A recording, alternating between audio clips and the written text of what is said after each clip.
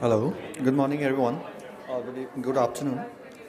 So I hand it over to moderator to proceed this session, please. Hi everyone, a very good afternoon. As we start this session, I'd first like to welcome everybody. Thank you for your time and for coming. I will formally introduce the session and all our panelists, but before that, maybe I could invite our very esteemed colleagues to join me on the stage. So with us, we have very enriching and very senior panel members. At the beginning, I'd like to invite the Government of India representative, Dr. V. Ananta Nageshwaran, the Chief Economic Advisor to the Government of India. Next, I'd like to invite on stage Dr. Wonso Marto from FAO, who's the Director of Innovation. With them, we also have with us Brenda Mulele Gunde, who is the ICT4D Global Lead for IFAD. If we can have a round of applause for our panelists, please. Thank you. And after that, with us from the World Food Programme, we have the Chief Data Officer, Magan Naidu. Please join us on stage, sir. And then last, Dr. Indran A. Naidu, who is the Director for the Independent Office of Evaluation of IFAD. I will take the mic. May bench? No? Okay. Before we formally start, the organizers would like to take a formal picture, so if I can please request the panel members to come to the front. You need me to go there.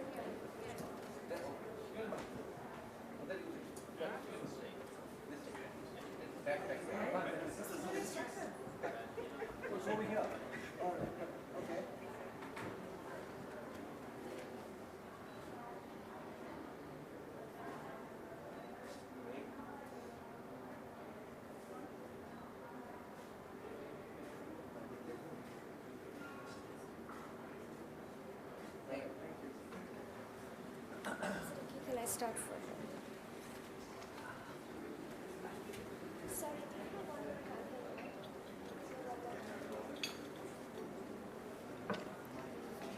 All right.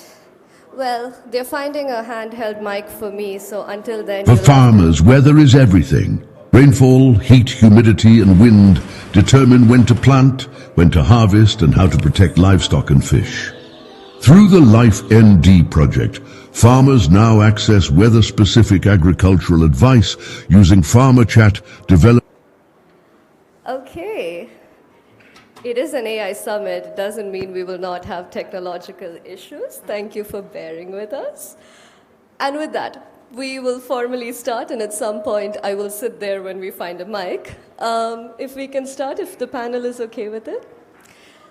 Okay, namaste, namaskaram, good afternoon, and a very warm welcome to everybody that's joined us. We're very happy to have you here, and we're very happy to have this panel. My name is Vaishnavi Pavitran. I'm the Global Technology Partnerships Manager for the UN World Food Programme. It's my absolute pleasure and honor to host and moderate this panel, and I'm from India, so it's very special for me to be back on home ground to do this. Today we are here to discuss discuss from evidence to scale, testing, financing, and operationalizing tech and AI for humanitarian and development action. That's a very long title, right? So what does it actually mean? What are we looking to do here in the next hour? In line with the AI India Summit, to move from dialogue to impact, when we were designing this event, we really wanted to focus on seeing how this dialogue can be actually about impact instead of just talking about it. So what is already...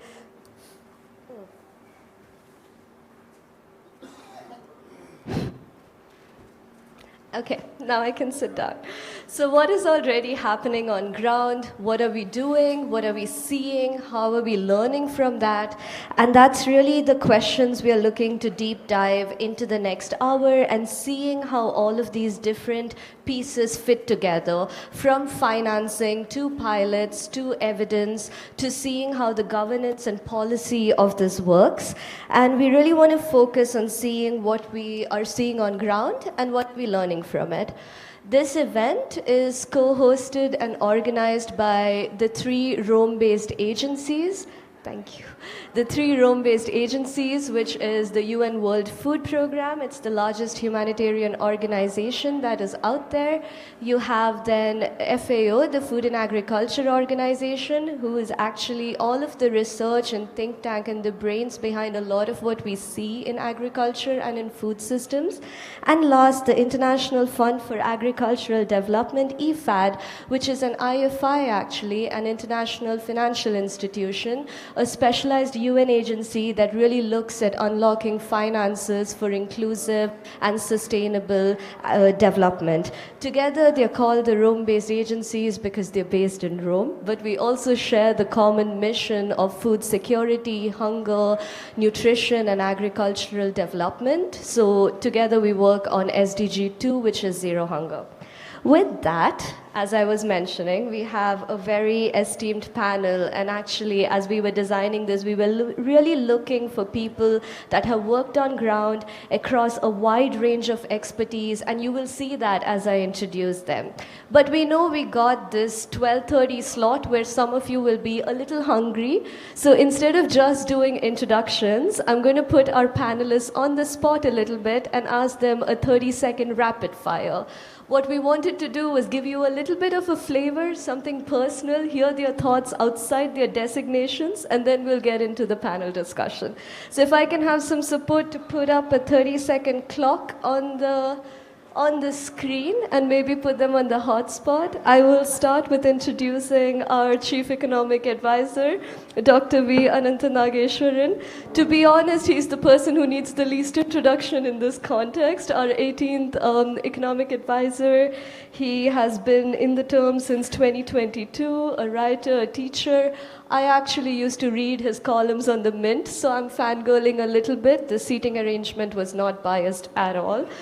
And as we look at you, sir, I think one of the things that was very interesting and why we're very honored to have you here for the National Economic Survey that was just out 2 weeks back, for the first time in India, we actually have a dedicated chapter on AI. And I think this has been quite incredible, and there is a lot of thought there in terms of what we are looking to do. And we will delve into it in the panel. But my rapid fire for you. Earlier at this summit this week, you were speaking about the future of employability and how AI should be used for educational reform. And so I'm wondering, in a world where AI can produce at a fraction of cost and effort of what the human takes, is there actually still value for the human experience that you think about? Undoubtedly, yes. Okay. No, I'm still giving you 30 seconds. I'm just checking your mic. It's very good. Yeah, undoubtedly, yes. I think just as in software, garbage in, garbage out, the kind of output and involvement you get from AI will also depend on how rich and how deep your prompts are. So I think the more you read, the better you will be in using AI. So solid and way under 30 seconds. Think about that for efficiency. Thank you for setting the tone for the rest of the panel. Next, we have Dr. Vincent Marteau. He's the Director of Innovation at FAO, responsible for leading the innovation agenda. He joins us with over 28 years of experience in research and policy and is very passionate about the agri-food systems. He's also served as the UN Resident Coordinator in the Republic of Guinea and as the representative in China and the Democratic People's Republic of Korea. So we speak a lot about the positives of AI, and you've discussed this at various forums in the last couple of years. I'm wondering, if AI did not exist today, what would be the biggest loss we would face? Thank you very much. I think we would lose speed, we would lose precision, and we would lose foresight, which are three key and essentials capabilities for doing advanced scientific research.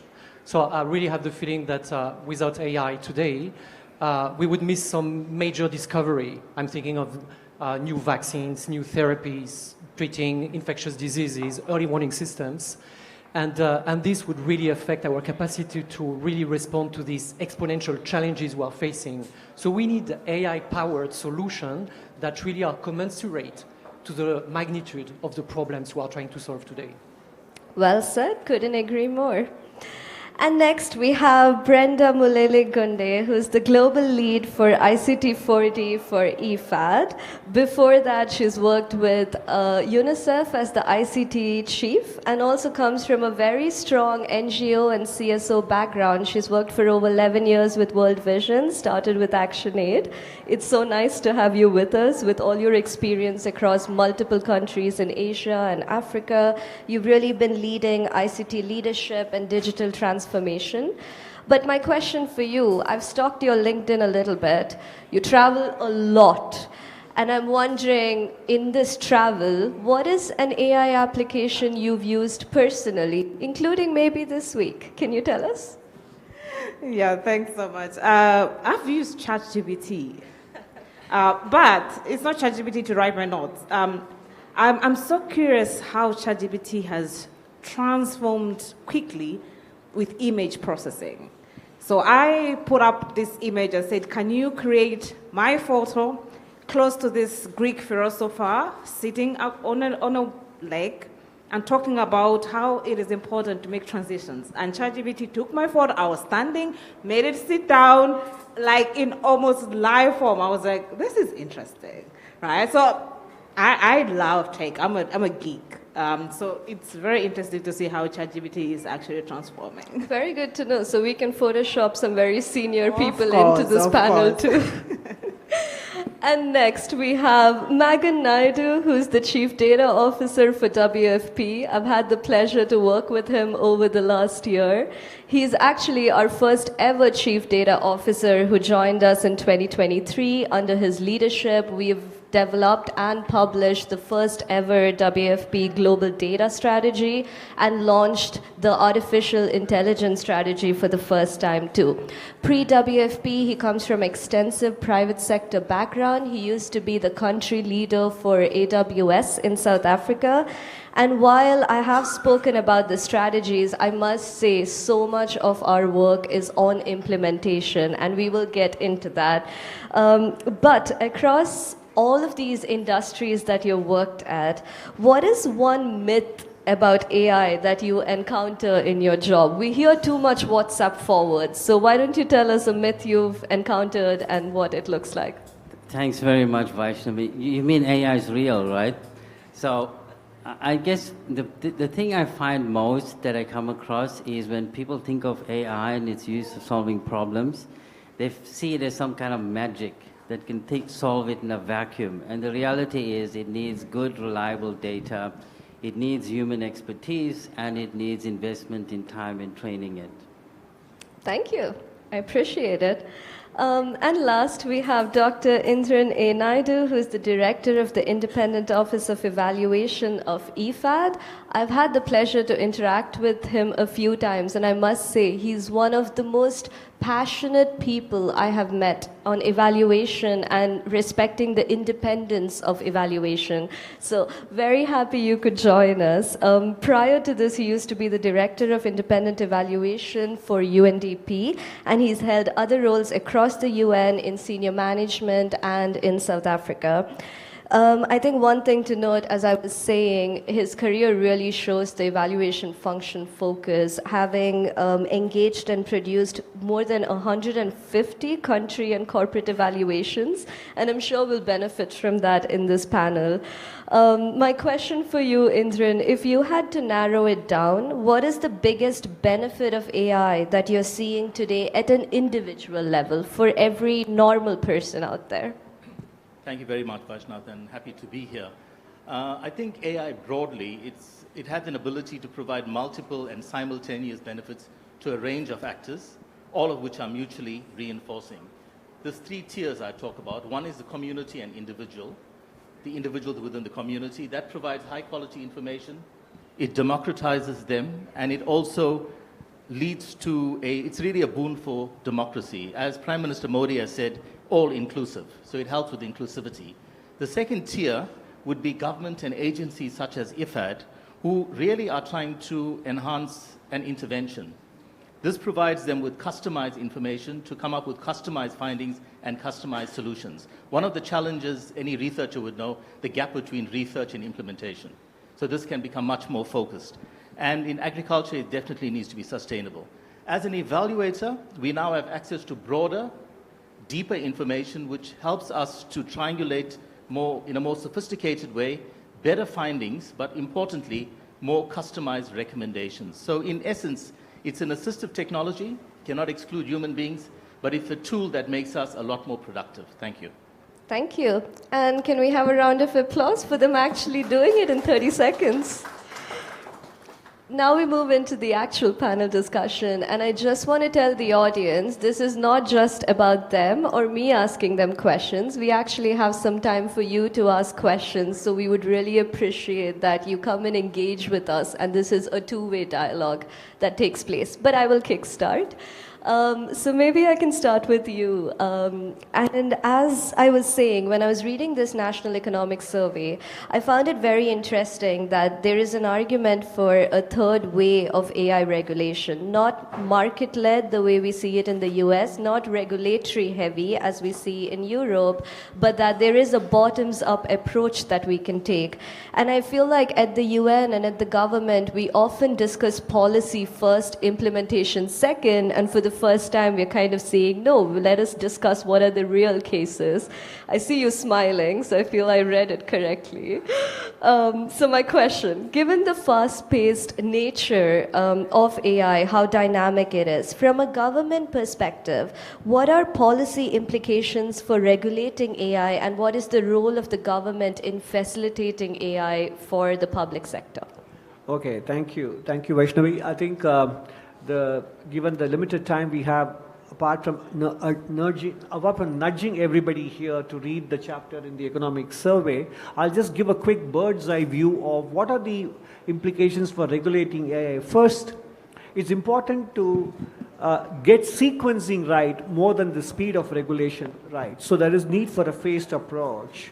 And the second is regulation cannot be omnibus. It has to be risk-based or proportionate regulation.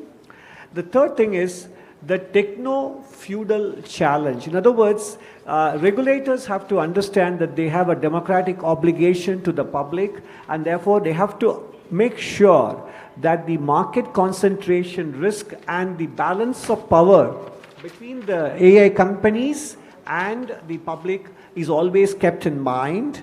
And number four, the labor market sensitivity by design, and that is true for a lot of global south countries, because we just don't want to create a social instability problem in the name of productivity gains, because who gets to share the fruits of productivity will ultimately matter for the society and the economy. And we also said that there has to be an AI economic council. We wrote about it in the economic survey, because it is not a problem of only compute, data privacy or security. It has got socio-economic implications. So countries have to have cross-cutting inter-ministerial body called an AI economic council. You can label it differently. I think that will be necessary to govern AI in the interest of society. We should not let only technologists determine the AI regulation policy, and data governance matters. And then when it comes to preparing the public to operate in the world of AI and also outside of AI, foundational skills will matter much more than technical training. So what kind of education we impart to our students and our youngsters will be an important part of regulation. So these are the 7 elements of dealing with AI from a policy perspective. Back to you. Thank you. It was excellently summarized, and you all got a sneak peek of the chapter 2 in there. Let me turn to Wonso. Given the very close relationship between AI and innovation was why we really wanted to hear your perspective, Wonso, on how you see AI playing a role in streamlining innovation. Are you leveraging AI in scaling innovation to create value for the field? Over to you. Yeah, thank you for the question. I must say, although AI is not the silver bullet, the answer to your question is yes. We are leveraging AI for mainstreaming and scaling innovation across our organization. I think that's just something that nobody can avoid in this time of history. I would like to give you 2 examples on the way FAO is using artificial intelligence. So the first one is to make global knowledge accessible and actionable. But first, let me tell you one thing, is that the fact is that we are not, the biggest challenge, I would say, for scaling is not a lack of solutions. It's not a lack of solution, but it's more a lack of opportunity for connecting people and stakeholders together in order for them to have access to this information. So what is important to remember is we need to find solutions based on AI that are accessible and affordable. Because when I'm thinking of low and middle income countries, in most of these countries, they are left behind in terms of being able to use some of these technologies. So the role of FAO is really to close this gap and making sure that all these new technologies are accessible and affordable. And to fill this gap, FAO has launched an initiative which is called the Agri-Food System Technology and Innovation Outlook, ATIO. Agri-Food System Technology and Innovation Outlook, which is the first ever global database on technologies and innovations, so innovations on a broad sense, for agri-food system transformation.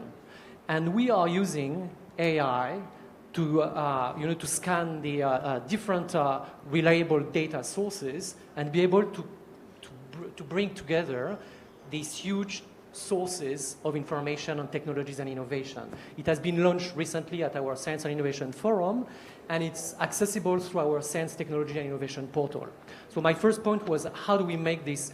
Scaling means making this technology and innovation accessible and affordable for people. And first of all, you need to know what they are, in which context they work, and in which context they do not work. The second way we are using AI in FAO is we've been introducing what we call a portfolio sense-making and management of innovations. That is to say, before, and especially before AI, we were innovating. We had solutions that were being promoted or catalyzed and scaled all over the world, but we didn't have a perfect vision of what were these solutions, what are the most impactful, how can we learn from these solutions, and what are the ones that we would like to scale. Thanks to AI today, we are able to analyze massive number of data, reports, final reports of projects. And thanks to that, we now have a clear vision of what is FAO's portfolios of innovation and technologies by thematic area, in livestock, in forestry, in health, etc., etc. So we do have now this vision which help us to identify what are the most promising solutions, what are the ones that need scaling through policy, through investment, and so on and so forth, but also for us to be more strategic in where do we want to invest our resources and what is the most needed, again, for smallholder farmers to have access to this technology. So that's a second area where we are having this portfolio management, which without AI would have taken us months and years. I just would like to add one more point, which is a lot of things we are doing in terms of mainstreaming and scaling is non-AI related. And I think it's important to make these points. We will all agree on that. and I think you mentioned it just before, the human dimension and the values we bring into these AI-powered solutions is absolutely essential. And we cannot say we were not warned that there are a lot of risks associated to AI. We've been warned by all the top leaders of the world. So as the United Nations, we really want to hold these principles and this value very, very high, and make sure that whatever we do is inclusive and that we are using soft skills, social relationships, networking, behavioral design to make sure that these technologies can reach the one who most need it. Thank you. I was very sure that between the Rome-based agencies, they would be sync because we collaborate a lot together. But it's great to see the sync with the government and seeing that flow. And I want to pick up on something you said on making these solutions accessible and affordable. And money brings me to Brenda, to your question. We really can't move anything from dialogue to impact without funding and money. And as AI adoption shifts from pilot projects to scalable across countries, what or how are countries approaching structural financing for AI or digital innovation rather? What are investment instruments that maybe IFAD is looking at that will unlock inclusive and sustainable AI adoption in rural areas especially? Over to you. Okay, thank you for that question. I want us to first imagine the road network. When we walk on the roads, we can take it for granted that there are roads and we drive our cars in it. But if we look at the road network, it has been developed and financed by governments. Governments put money, they build a road network. But you never find a government that also runs a car dealership, and they also provide the cars, right? So it means the cars are provided by people as ourselves and private sector and anybody else who wants to develop cars. So with that in mind, I want us to transform the same image that we have roads and cars into now AI and how it transforms into implementation. Government responsibility is the development of what we're calling digital public infrastructure. The role of digital public infrastructure, there's several pieces in it. There's the element of farmer registries, the data of the farmer. Who is the farmer, where they are, what are they growing, and what are they producing? Where are they selling? That's the first data. Then we have got the other element, which is interoperability. What do we mean by that? Systems that speak to one another. Government speaks to me, I hear what they're speaking, is the same language, we're hearing it the same way. That's interoperability. Then we have the data governance and policy. I think that has been mentioned. Then we have digital payments. The things that when you look at them, we may not see the connection. Digital payments and identity. When you are able to pay something by a phone, there's a data that every of those systems are speaking to for you to be able to have a seamless payment. Then you have the delivery, extension delivery. So that's systems and infrastructure, that's the role of government to produce the enabling environment. Now we have the other piece now. That government has done the public service. We need now to look at what are some of the key things that can be put on top of it. And we have good examples where we have AgriStack that the India government has worked on. We have Kiamis that the Kenyan government has worked on. We have also AGMIS that Rwanda government, and we have several examples why government is doing that. But why are they putting money into all those things? Building that foundation services is important for private sector investment. Now, why is private sector important? Because if we're looking at the digital services, the AI models, the different services that are being built currently for the agriculture sector, these are being innovated by private sector. Private sector is the one that is building and bringing cars on the road network. Now, why are we asking private sector to be part and parcel of the puzzle? Is because we want to drive at scale. I think that's the question you're asking me. Why are things moving from pilot to now as a core infrastructure? Is because there is a connection between what government plays and the role that also private sector plays. Now, there are shifts that are happening within the financing space, which I'm calling financing logic.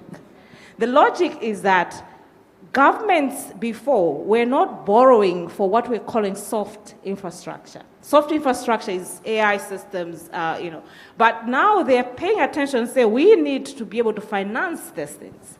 So they are able to work with institutions like IFAD, they're able to institutions like World Bank and others to actually put investments into digital public infrastructure because they know that's how it's going to unlock the private sector. That's when it's going to bring in the cars. The other aspect is that when you look at systems for digital public services, no matter how flashy the car is, no matter how innovative it is, if there's no road to drive it, it becomes useless. Right? So the reason why we're saying this is very important for us to connect the dots.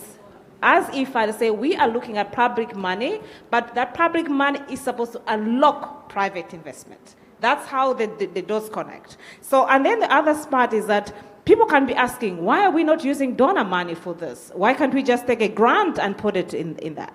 Grants have taken us into pilots, but we cannot use grants for scale. We cannot take donor money and say we are scaling through donor money because donor money is projectized. It ends at a certain point in time. After that, the question is who is supposed to take this forward? So the reason why we're shifting the finance logic and say let government put resources into the digital public infrastructure, let's unlock and de-risk private sector investment is because we want a road network and cars that work. The other part that also we need to look at, the question you're asking about the different instruments, is that as IFAD, we work with both sovereign instruments, but also in what we call non-sovereign instruments. Non-sovereign instruments are private. So the sovereign instruments are going to support building the roads and everything else, while the other non-sovereign are the ones that are going to help us to what we call blended catalytic investment. This is the private sector combination with public sector. Together, all this is what is going to take us from pilots into scale. So answering your question, going back to the road, now we have the road, then we have the right cars that are going to drive the road. That's the analogy that we can scale AI. Without it, we can't go very far. Thank you. And such a great analogy to make it so simple to understand too. With that, now that we know how we can get the money and build the roads, let's turn to Megan to understand how are we actually operationalizing this on the ground. Can you tell us with some examples how this is benefiting field operations? Over to you. Thanks, Vaishnavi. Really good question, right? Because if we do all of this, we got to ask ourselves why and to what end. So in the World Food Program, it's very much about field focus, country first, and how we make impact, real impact on the ground through AI interventions. We have many examples in many areas that we've deployed AI because we look at it quite holistically. But some of the areas to share, the first one really around food security. Food security, we're using that AI technology to optimize our supply chain routes so that we get food out faster, more optimally, and basically get food to the right place, to the right people at the right time. So that drives efficiency in our operations. We're also using artificial intelligence to build food resilience into local communities, where we use AI and local data such as soil samples to help the local community to get the best possible crop yield, then to build independence into the community over time.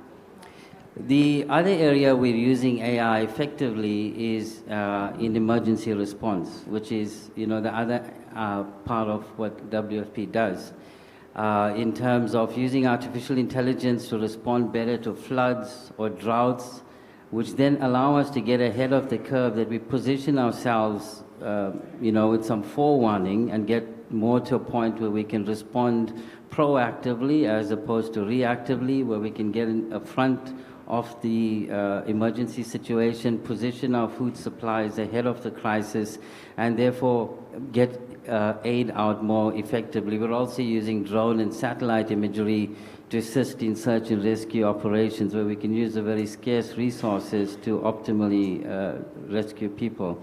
And actually those two solutions themselves come together, where we're using AI, which is perhaps invisible in some ways, but has impact to the front lines, where we're using things like agentic AI to build solutions faster at lower cost, which then makes it cheaper to the field operations and therefore drives our cost to serve down, giving us that much more impact on the front lines. Thank you. Thank you. So now we have the money, the pilots, what's working on ground, the policy, all of it. But what are we already learning from this? With that, I turn to you, Indran. Given AI is a newer space, as the director of evaluation, how are we approaching the evaluation of AI program themselves?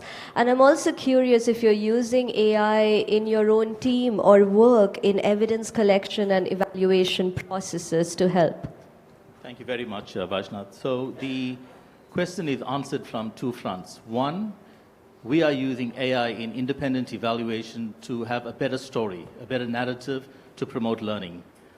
We need to recognize that evaluation tends to historically work on samples. They can be quite limited size. With AI, we're able to sample broader, increase the scale, the depth, and the scope. So hopefully the information that is coming in is more reliable. We've dealt with the issue of variability. That's the first point. Secondly, AI actually reduces our research costs. And that time now can be better used using the information to produce analysis that is also deeper and more customized. I think anyone who reads evaluation reports often has a fair criticism. You are telling us what you know, and your recommendations are too generalized. Now, we need to recognize this differentiation, especially in the rural sector, and generalized recommendations will not bring about overall solutions. So my office is using it strongly. We have AI functionality. We also share our lessons within the group called the Evaluation Cooperation Group, which are the heads of evaluation of the MDBs, which we serve on. And that has seriously reduced our cost, but also improved our efficiency. But we take a view that the human being cannot be left out. So we need to also guard against bias, because if you get it wrong, you actually amplify the bias. That's point one. Point two, part of my responsibility is to evaluate independently IFAD and report on IFAD's performance to government around the world. That's why I'm also having a series of simultaneous meetings in Delhi here. But then also to tell the board and the funders how IFAD is performing. Now, in the new program, the India Country Program, my colleague Mark is over here, we have AI as a component. I just looked back, 2010, 2016, there was no AI mentioned in the country strategy programs of India and all the other countries that this office, which is evaluating for 20 some odd years, is doing. So now we are looking at the intervention, the claim, and what has happened on the ground. When it comes to happened what on the ground, we assess whether the AI intervention, the application that IFAD is supporting governments with, is it relevant, sustainable, efficient, transparent, impactful? What is the scale? So that's the second part that comes in. So when we look at AI, I would urge everyone to still look at it according to the criteria: relevance, efficiency, impact. And impact even more, but impact for overall scale. We don't have the results yet because it's new, but I'm quite sure that in years to come, the assessment of IOA of AI intervention would be quite interesting. Thank you.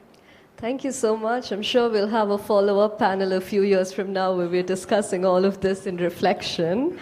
Thank you to all the panelists for some very interesting feedback and something that I think really grounds how AI is being looked at outside of all of the strategic discussions. Now we turn to you, audience, who very patiently heard us out and engaged with us. We'd love to open the floor for any questions that may be there. Yes, please, I have a hand up.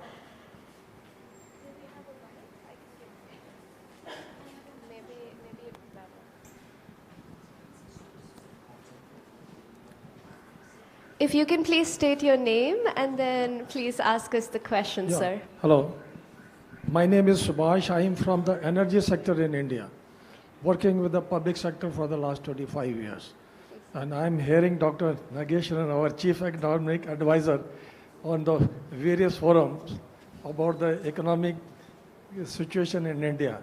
Now, it is a very, very informative session today, giving the broad policy decision on the AI impact on Indian scenario. Now, my question is, because I'm from the public sector, in the previous session also, it was on the public sector, but nobody from the public sector was there. So now my question, since our economic advisor here from the government of India, the public sector in India are on major are from the power sector, from the steel industry, from the fertilizer sector, oil and gas sector, infrastructure, and then health sector, and then all small defense sector. These are the public sector. Now they have got their different entity of their own expertise, having the different across the domain. They are working independently. Yeah.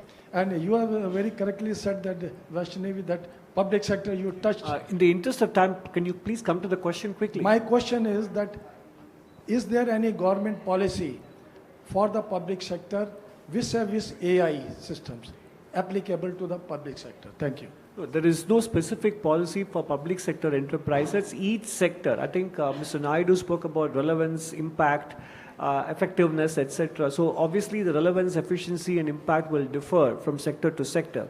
The Ministry of Electronics and Information will lay out the broad policy framework, but then each sector or the enterprise will have to evaluate it from the point of view of their cost and benefits. For example, the financial sector regulators, both the RBI and SEBI, have put out working papers on how AI can help in the respective financial sector, what kind of safeguards that institutions need to have when they sell products to individuals, whether it is insurance or capital markets, etc., and how they are using AI to understand their trading pattern, and they have an obligation to inform the clients, the investors, etc. So like that, in the finance sector, there is a different application. So it's important to lay out a policy framework in very broad terms, which is what MeitY is doing.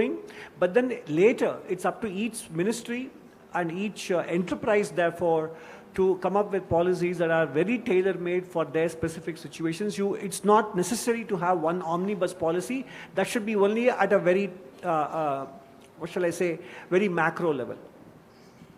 Thank you. I'm going to put my hat back for rapid fire. Please be super quick so we can take more questions. I see a person, and then we'll come back to you, ma'am.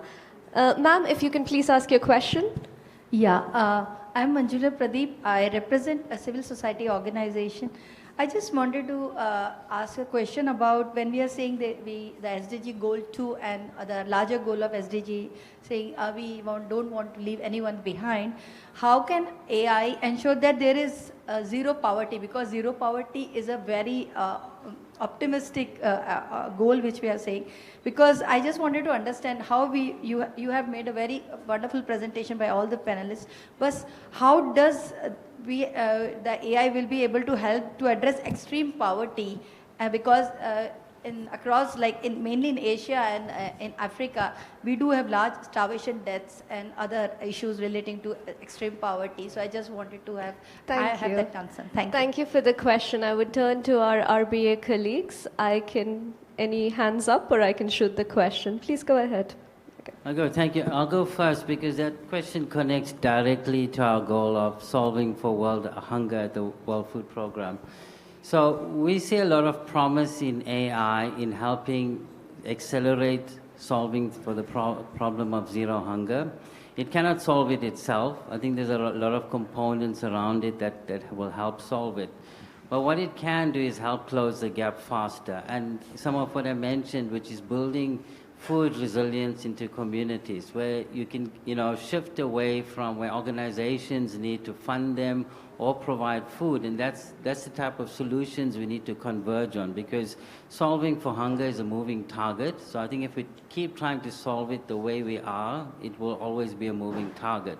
So we need to start thinking differently. How do we actually push AI into the local communities where they then can self-serve and close that gap much faster?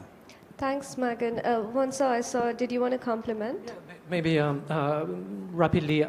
I think this is what we were saying just before. It's we need to be inclusive in the design of these solutions.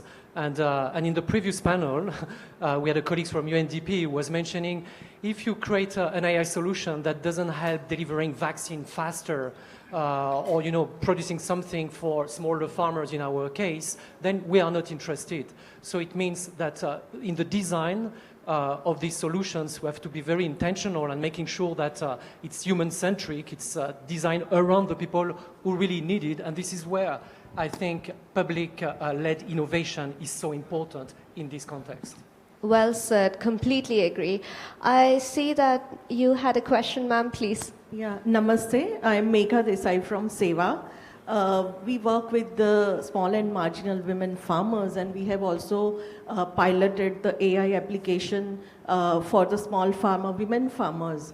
What our experience says that, of course, the technology is costly for the small and marginal, and specifically women farmers, where the women have facing structural cultural barriers to access finance. And second is the subscription. Once, even if that is a blended pool of finance, they access it.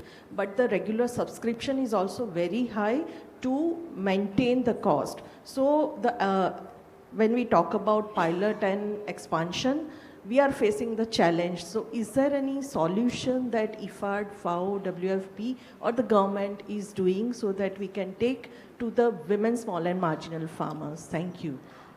I will shoot this question to Brenda on how, if you want to start.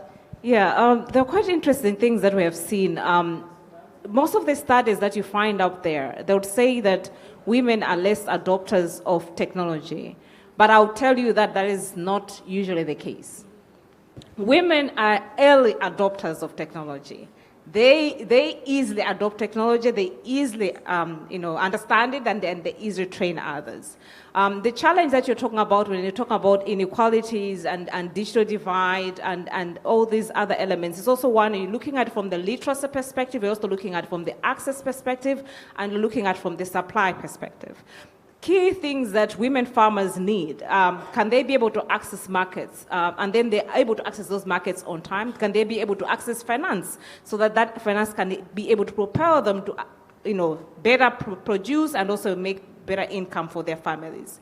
When it comes to technology, one of the key things that we look at, not only just addressing the literacy, but also addressing the access issues and also ensuring that we are addressing the supply of those technologies. One is, are these technologies able to work in the rural communities? As IFAD, we are a rural development agency. So we ask the questions, how do we make all these technologies available for the rural communities? AI, if we see it, most of it is running on applications, maybe WhatsApp, they're running on, that need a smartphone. But if we're able to ask ourselves, can we be able to take this technology and make it what we call backward compatibility and be able to provide the same service on a feature phone? Those are the things that women need so that they can be able to access technology. The other aspect is the delivery mechanism of women institutions, ensuring that women can be able to come together, learn the technology as a community, and to be able to share that knowledge also as a community. We've seen, I think, our colleagues in RBS where they call about farmer field schools, where women are coming together in a group and they'll be able to learn the technology. So the delivery mechanisms has to be those that address access issues, but also ensuring that we're able to allow women to access markets, to be able to sell the produce, at the same time also address the literacy challenges. So it's a full circle of how we address all these challenges on women. Thank you, Brenda. Yes, I see another question, and then we'll come to you, sir. 5 minutes, so I will really request that now we start going rapid fire.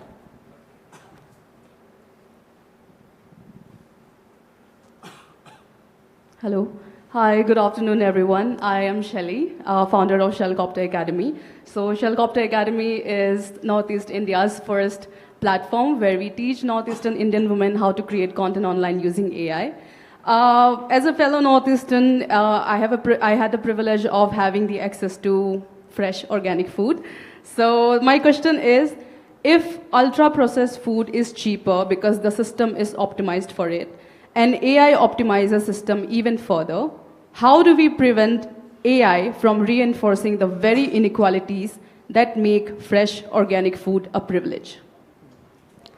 Great question. Reminding me of Black Mirror a little bit there. I will turn to Wanso or so. We would love to know the answer to the question, is what I'm having from the panel. At least we have a humble panel here. Anybody who would like to take it? Please, Brenda, Yeah. one for the team. I'll try it. So we're looking at organic being a privilege. I come from Malawi, all right? In Malawi, the way we produce, if we didn't have technologies that have to look at traceability, we produce organically and naturally, all right? But the caveats of the indicators of what entails something to be organic. And because it has been said it's organic, then it becomes premium. My question to you would be, it's not about making it, elite. How do we change the narrative for the women that produce things organically so that they can be able to access markets at a premium price and address the inequalities when it comes to pricing and also in terms of the income that the women generate? If we're able to answer that question, then we'll go back and say, well, how do we make all the systems and indicators of traceability and all the elements to be able to be beneficial for smallholder farmers? So we have to have this conversation. I don't think that we are the best.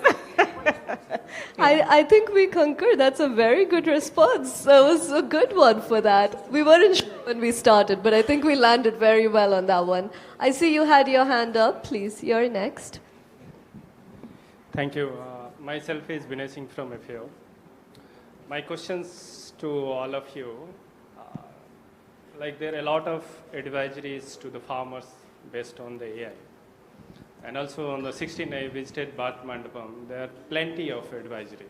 What are the mechanisms? As a farmer, I get many messages on pest control advisories, on cultivations, best practices. How is there any mechanism to control that? Which one should I trust as a farmer? That is the question. Thank you for the question. And it is true, we are in an era where we're getting bombarded with all sorts of different information. How do you know what's true and what's not? Another googly, hey? This panel is really being tested. Wanso, I see you take some initiative. Can I shoot it to you? I'm replying to my FAO colleagues. So we are working on that, actually. And I think one of the central question, and it's also related to what Brenda was saying, is about the data quality and the data governance. And we still haven't cracked completely this issue, but it's the most important one. And in the FAO projects, where we are trying to strengthen advisory services through AI, what we are doing is, we are working with national data sets. It's not just all the data from the world we are using to train the model. We are using very specific data sets which are relevant to the local places where the farmers will access these services. So we are really working on this data governance to make sure that we are not increasing biases and that the information that is provided to farmers is just the right one. So I think this is something we have already kind of solved in some ways when you do it in a kind of localized context. Thank you. If I may say something quickly. When you're asking about the rapid question, you said 30 minutes, what did you use? I said I used ChatGPT. I wouldn't say take ChatGPT and give it to a smallholder farmer. Why? Yes, it can answer questions, but that information is not curated, it's not vetted, it is not informed. It's informed by so many data. It's like you are there on the playground and everybody tells you everything and you're just taking it. The models that you're seeing smallholder farmers use are curated information. Researchers, extension advisors are putting that content together to actually address and provide digital advisor services to smallholder farmers. But there will still be the element of fatigue. Because farmers have this app for something, have this app for something. The reason why we are coming together and say, let's work together and as RBAs is that can we be able to democratize data so that within that we can now provide services to smallholder farmers with one source of truth. And that's something that also the India government is doing well. I think we commend them for the Vista project that's just been launched. I think that's one of the solutions to this. So don't take ChatGPT and give it to a smallholder farmer. Thank you. I think at this point I see a big flashing red time's up, but as been said, we have one last question we can take. So if you can keep it very short, please, that would be great. Namaste panel. My name is Piyush Kanal. I am from EFAD. So my question is actually to Dr. Nageswaran, and I want to move away from the application of AI to the infrastructure part, just to understand that with the increasing computing capacity required for AI, we also need to develop the infrastructure. Now for that, in India, are we planning that the benefit of it can also be availed by the tier 2 or tier 3 cities, or rather the remote areas, especially, for example, the hilly states in India, which also have natural advantage of providing a temperature control. So do we have any program or initiative that can incentivize these states to start building these data centers? It's a good question, and the answer has to be nuanced, and given the time, it may be too brief an answer. Infrastructure, as you correctly pointed out, may have to be located in areas where geographically it is compatible. But the AI capabilities can be dispersed. That is why the 5 centers of AI excellence that the Government of India announced in the last budget have been well dispersed. And then the talent ecosystem for AI can also emerge in different places. It's like saying a semiconductor chip manufacturing mission. The actual fab may have to be located in areas where there is plenty of water, good temperature, financing, everything. But assembly, testing, packaging, design, everything can be dispersed. So the way to look at it is not look at it as only as where the data centers are located, but in terms of the entire ecosystem. And there is a dispersed approach to AI infrastructure, if I take it broadly. Thank you, sir, and thank you to all of you and the audience for such an engaging discussion. I really realize we're short on time. I will wrap up or make an attempt to wrap such an enriching discussion, and for that, there's just 3 quick points that we would like the audience to take away, which I think summarizes this discussion. One is just the link in between systems. AI is no longer a siloed technical function on its own, but it's so interconnected, and maintaining that we use different terminologies, interoperability, cross-functional, whatever we call it, but that link is very critical. The second, which I'm really glad we got to on this panel, is the human element of AI. The fact that AI is an enabler, but not something that we see independent of. And I think every single panel member stressed on that, to really look at how we can ensure it's not an all-encompassing function on its own. And then the last, probably my most favorite, is how grounded we were in this discussion. I think it was very refreshing to hear such good questions on how this is relevant for women, smallholder farmers, for vulnerable populations on the ground. And the discussions around AI tends to be very, I call it invisible cloud above us. That is important, but we don't know what that means on a day-to-day. And I think so much of ensuring this discussion is accessible, how are we ensuring AI is affordable, these are very critical questions that we continue to ask at such senior management levels. And at least for me, I found that very refreshing, and I walk back with a little bit of hope from this. With that, we want to thank you for your time so much and for hearing us out. It's been really nice to be here. Thank you to our panelists, and I'll hand it over to the organizers to formally wrap the event.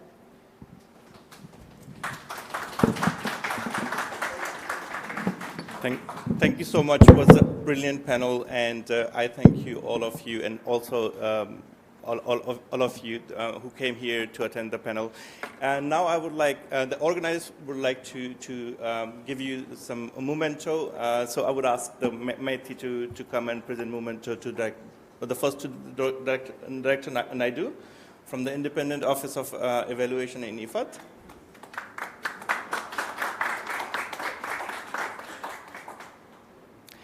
And then to Magan Naidu, the Chief Data Officer of World Food Program.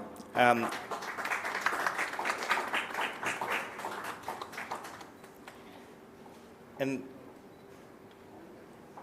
then we have Brenda Gunde from the Chief of the ICT for Development from IFAD, the International Fund for Agricultural Development.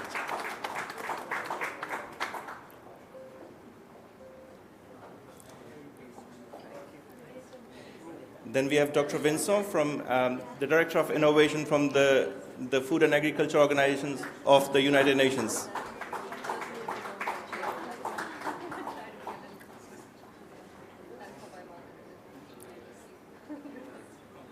then also we have Dr. Anantha, the Chief Economic Advisor to the Government of India.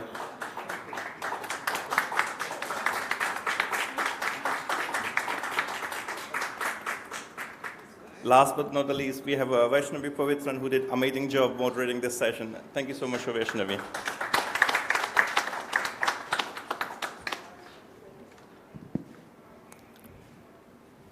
I request Anup also to accept the memento from Meti side. Anup Sharma from EFAD. Anup sat with me day and night to get this together, so thank you to him and all of our team for doing this.